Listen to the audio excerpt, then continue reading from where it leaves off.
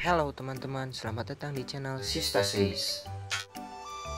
Harvest Moon adalah sebuah game yang berjenis simulasi kehidupan, di mana kita bermain layaknya seperti kehidupan di dunia nyata. Contohnya seperti kita harus bekerja, berkebun, menambang, mengurus hewan ternak, menikah, dan lain-lain. Dan dalam video kali ini, kita akan memberikan 5 seri game Harvest Moon terbaik yang bisa kalian mainkan di Android.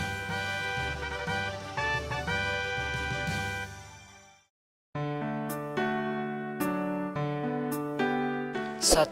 Harvest Moon Back to Nature. Bisa dikatakan menjadi game paling sukses pertama dari semua seri game Harvest Moon yang pernah ada.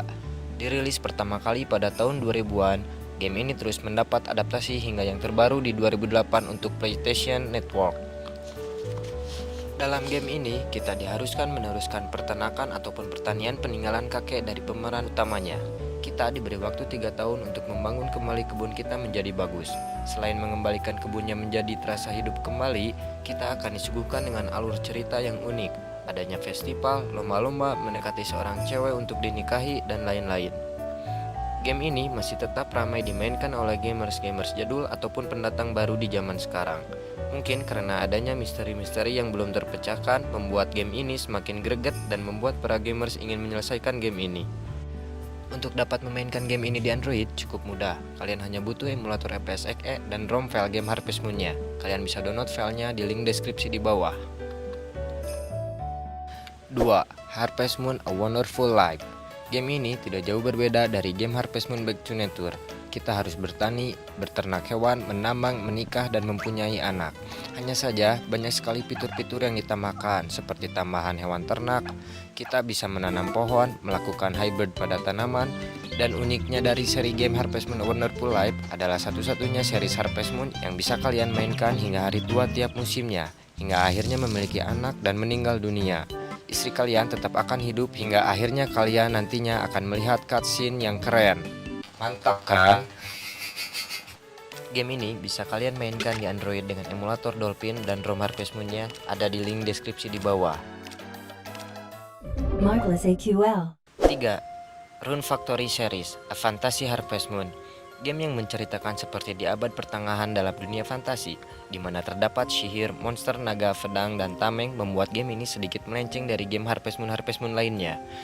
Meskipun memiliki gameplay yang tidak jauh berbeda seperti series Harvest Moon lainnya, pertarungan melawan monster merupakan fitur baru yang menarik dari game ini.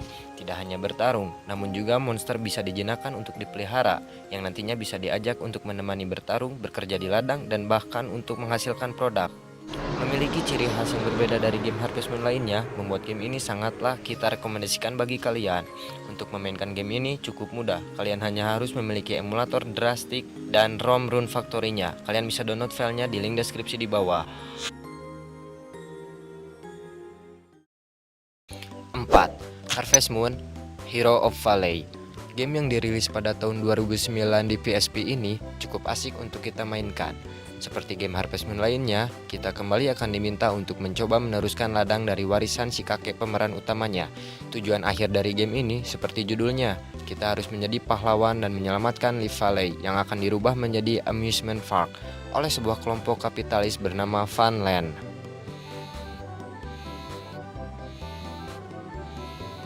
Game ini bisa kalian mainkan di Android dengan emulator PPSP dan ROM-nya. Kalian bisa download filenya di link deskripsi di bawah. Rated E for everyone. 5. Harvest Moon Light of Hope.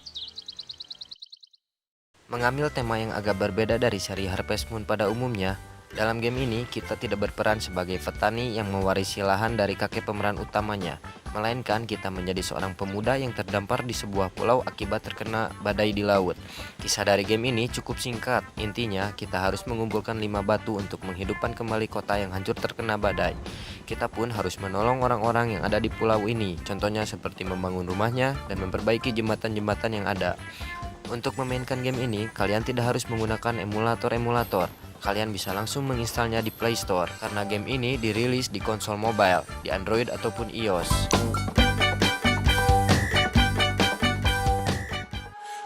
Jika kalian ingin meminta rekomendasi game-game yang lainnya, silahkan komen di kolom komentar di bawah. Terima kasih sudah menonton video ini. Jangan lupa untuk like, comment, subscribe, dan share kepada teman-teman kalian.